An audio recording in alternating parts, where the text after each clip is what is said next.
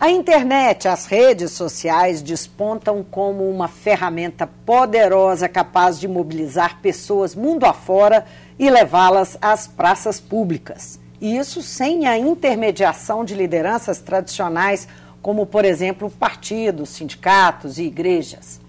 Por outro lado, se afirma também como um instrumento na mão da sociedade civil para o monitoramento dos poderes públicos. Sobre esse fenômeno, conversa comigo o professor Robson Sávio Reis, coordenador do NESP, Núcleo de Estudos Sociopolíticos da PUC Minas. Bem-vindo, professor. Obrigado. Professor, na semana que vem o NESP faz um seminário sobre monitoramento dos poderes públicos, não é isso? Isso. Como é que o senhor avalia o desempenho da web nesse monitoramento? Eu falei que se afirma e tal, mas ainda é um processo inicial? Eu acho que é um processo em construção, né? Nós temos uma tendência nessa democracia participativa e representativa que nós temos, de que somente o cidadão ele pode participar pontualmente das instâncias de deliberação política, não é? Não somente os órgãos, os poderes, né, legislativo, executivo e judiciário, mas também nos momentos de eleição ou em algum outro momento pontual.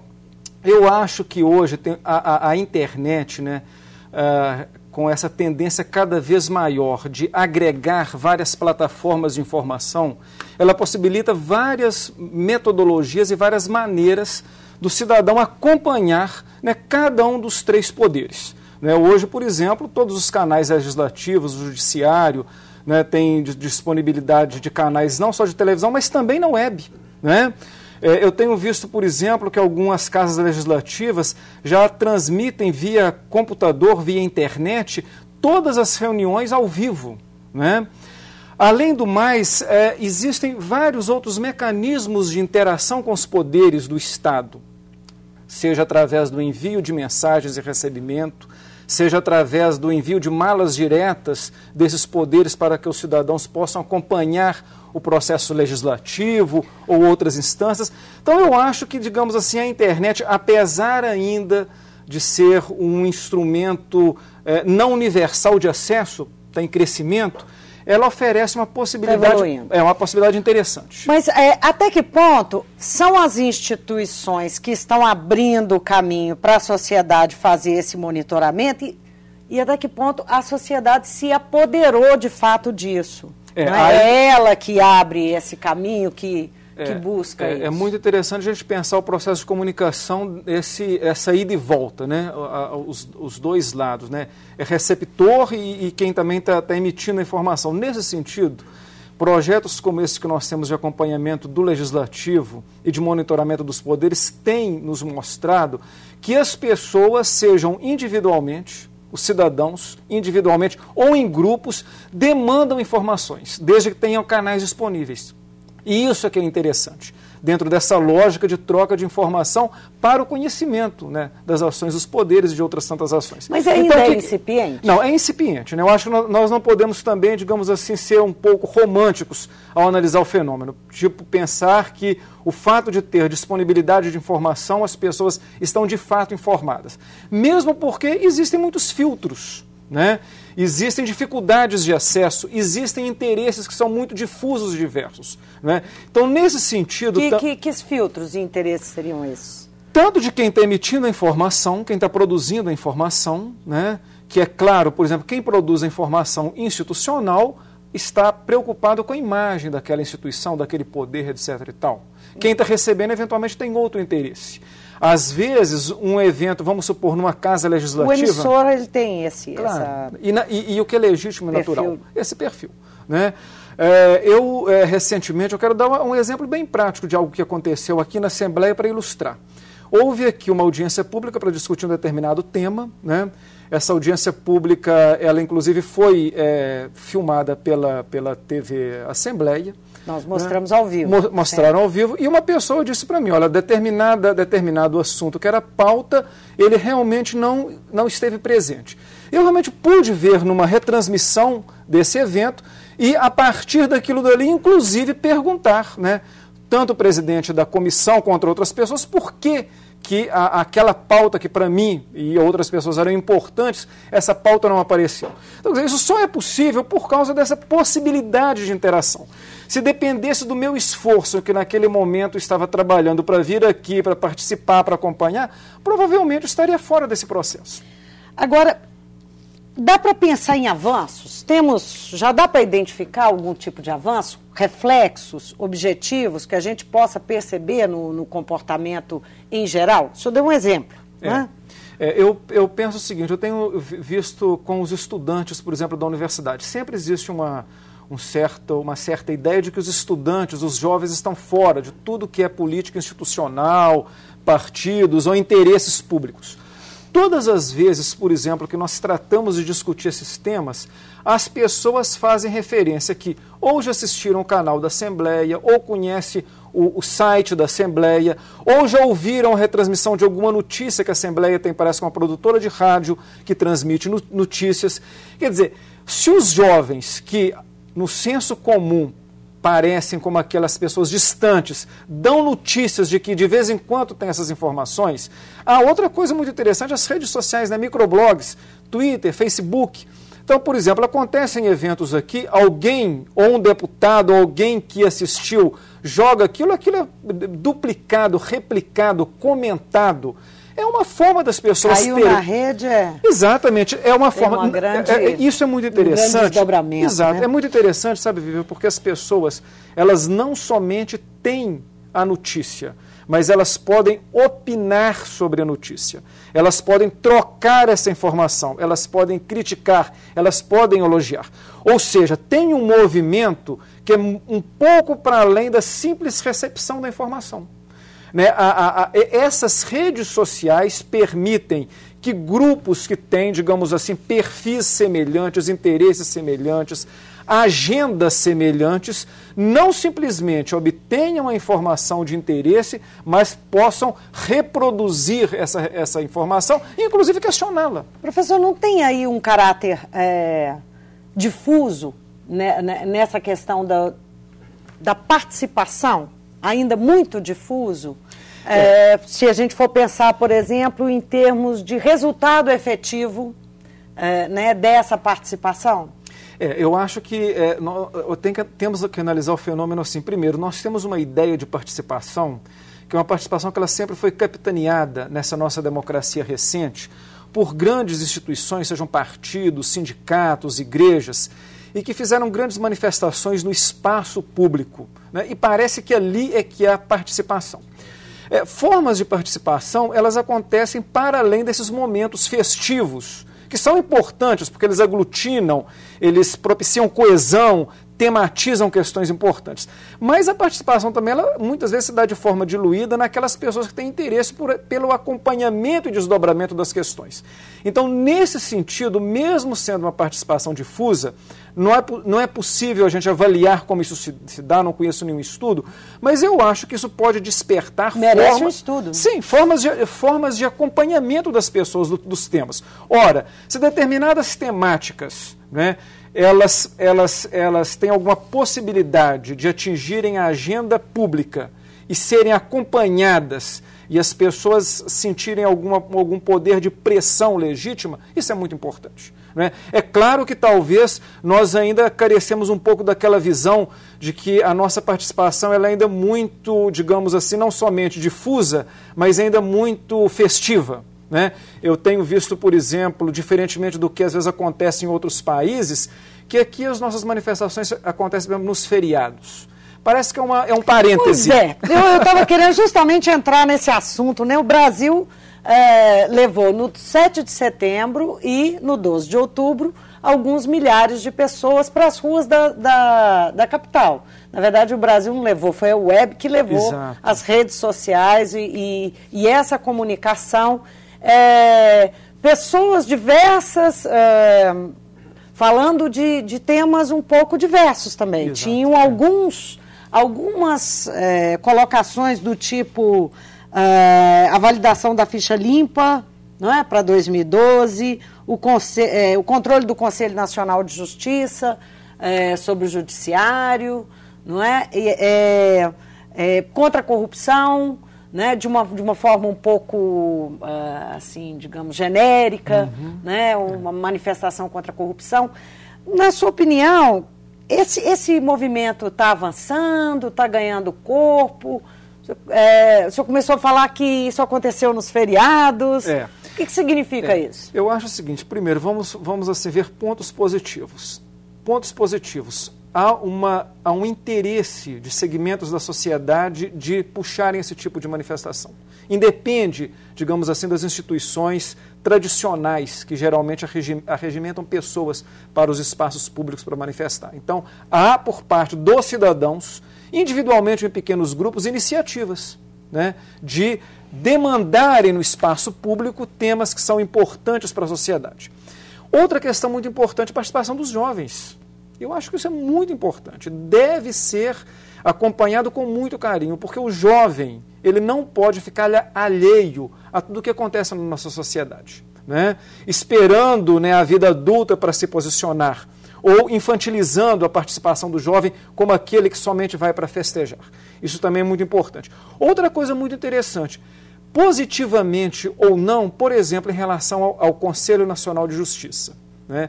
Aconteceu todo aquele fenômeno de que a corregedora disse que o judiciário, né, nós temos magistrados que deveriam estar na prisão. Houve uma reação da magistratura imensa para, de alguma forma, repreendê-la. As manifestações foram na sequência e a poeira baixou. Ou seja, o Supremo está empurrando com a barriga a decisão sobre exatamente. A ação. O que sinalizou? Sinalizou para o Supremo e para a magistratura de que a fala da corregedora teve eco na sociedade.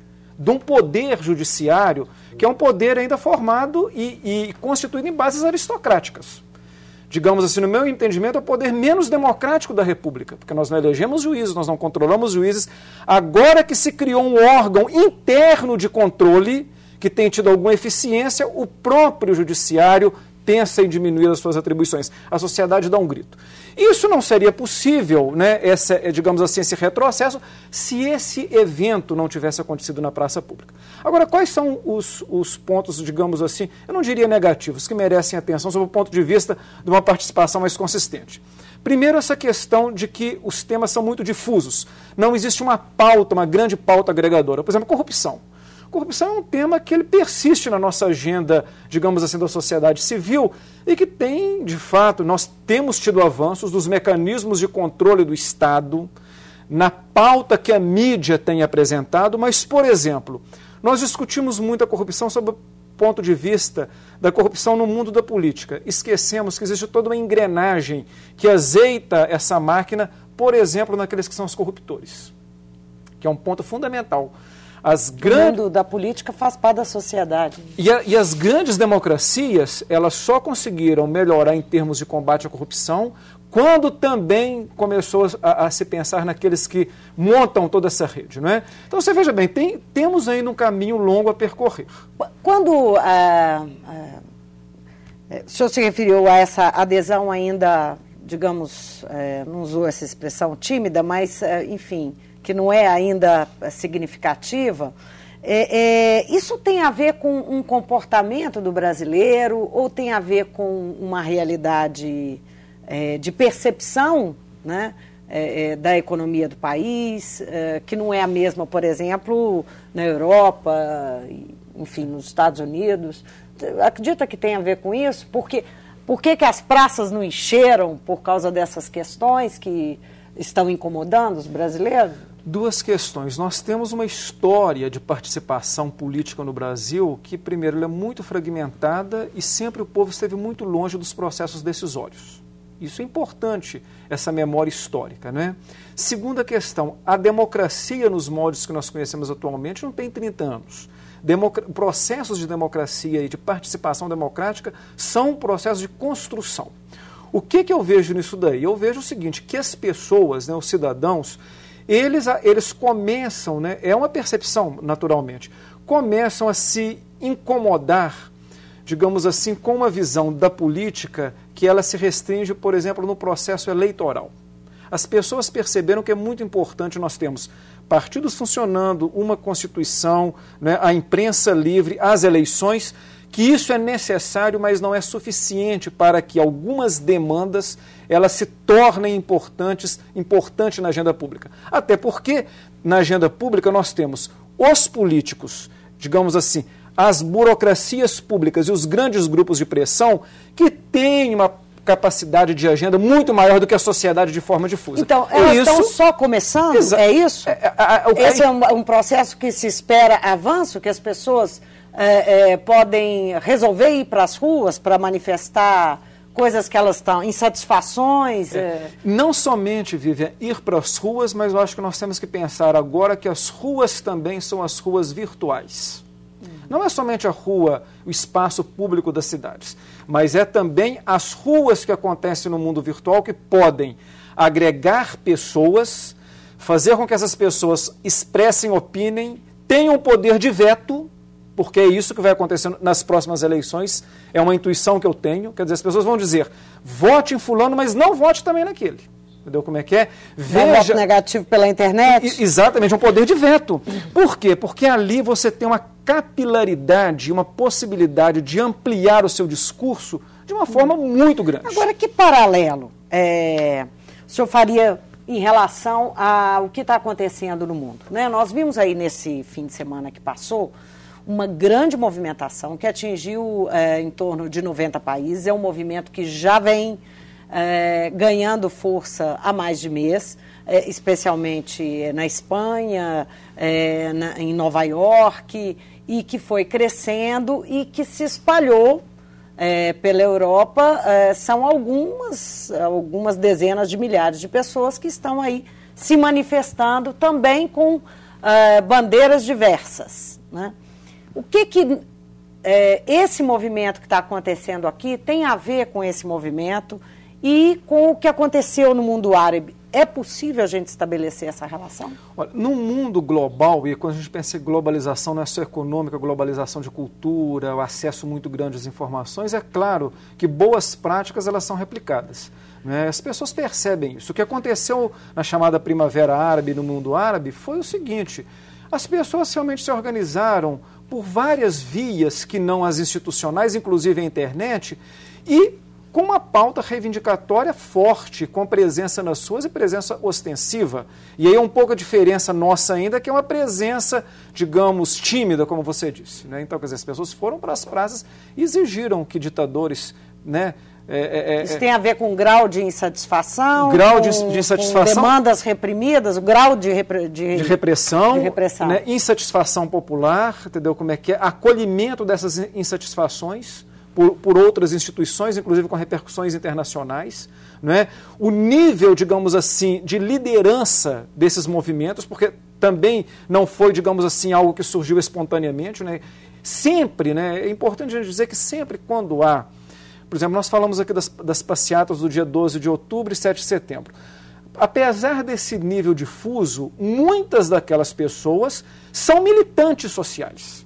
Nós não podemos pensar que todas as pessoas, né, amanheceram felizes e falaram, vamos fazer uma... dentro de grupos organizados. Exatamente. Quer dizer, nesses países essas lideranças foram muito importantes. O que está acontecendo agora recentemente... Mas estão fora de movimentos partidários. Exatamente. Quer dizer, porque existe, de fato, a percepção que nós temos, uma dificuldade dessas instituições tradicionais a responder lógicas mais contemporâneas. Por exemplo, as instituições elas são naturalmente conservadoras e processam as mudanças muito lentamente. A sociedade, às vezes, exige mudanças mais rápidas. É o que aconteceu, por exemplo, Essa cobrança está em pauta? Essa está em pauta. Né? Por exemplo, no caso do Brasil, retomando a nossa situação, eu acho que a questão da corrupção é uma pauta constante que ela tende a ter um recrudescimento por parte da sociedade civil. Em que sentido? No sentido das pessoas começarem a não aceitar mais determinadas práticas que estão muito enraizadas na nossa cultura política. E aí o não aceitamento vai significar várias coisas. Eu, por exemplo, tenho uma impressão de que esse veto virtual, ele tem uma capacidade muito grande de acontecer nas próximas eleições. Né? Dada a deixa, então. Exatamente. Eu diria que a deixa está colocada, os partidos podem pegar essa deixa? As empresas já perceberam isso algum tempo atrás, de que, por exemplo, em relação aos consumidores, de que a reclamação que é feita pela internet, pelos canais de reclamação, atrapalham demais a imagem das empresas e elas já criaram mecanismos para acolher essa insatisfação. O que eu quero verificar é se o mundo institucional, o mundo da política, dos partidos, os governantes, os poderes, terão também a mesma capilaridade.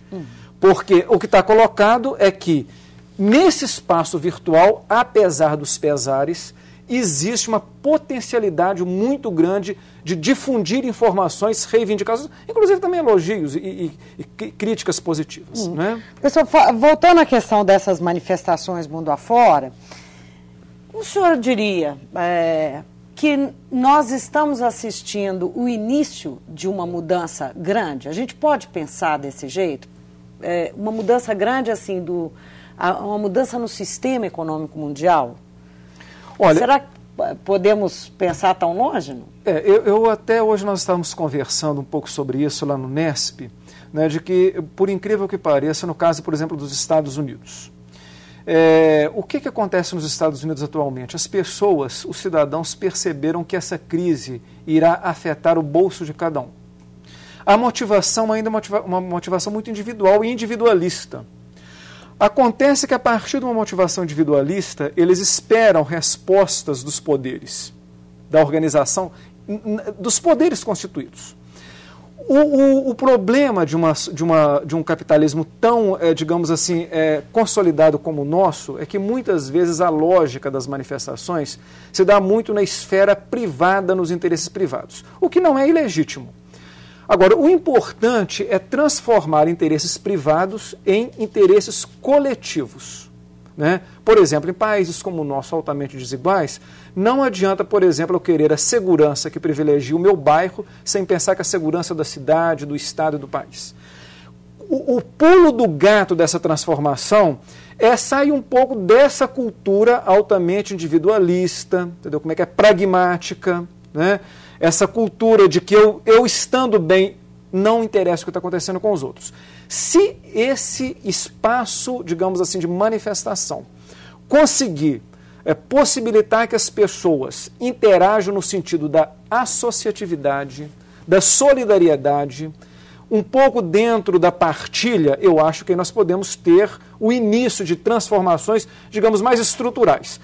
O risco é de você justamente, digamos assim, dar espaço para os grupos mais organizados e que têm mais acesso e que têm mais meios acabarem impondo as suas pautas. Também esse risco ele é muito provável. Mas o que está sendo questionado, digamos, se a gente pode tornar menos difusa, né, a demanda que existe nas manifestações, a gente poderia dizer que o que está na pauta é o questionamento das grandes corporações, do poder, do excesso de ganhos das grandes corporações em detrimento do mundo. E essas corporações, elas não têm cara, elas não estão num lugar só.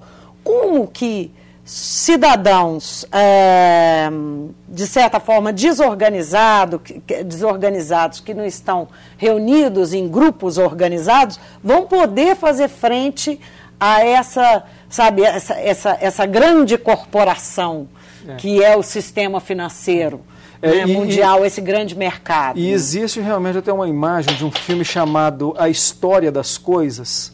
Esse filme chamado A História das Coisas, ele é muito interessante, que mostra justamente o assoberbamento das corporações em detrimento dos governos. Os governos que deveriam atender os interesses públicos estão cada vez menores e as corporações cada vez maiores. E realmente, individualmente, nós podemos muito pouco.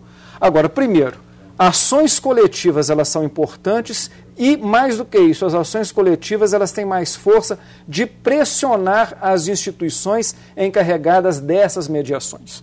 Nós não estamos falando aqui nem de revolução, que aconteceu no mundo árabe por outras circunstâncias, e nem estamos falando que esse tipo de manifestação, elas acontecem em detrimento das instituições responsáveis pelas mediações da sociedade. Nós estamos falando, por exemplo, dos poderes.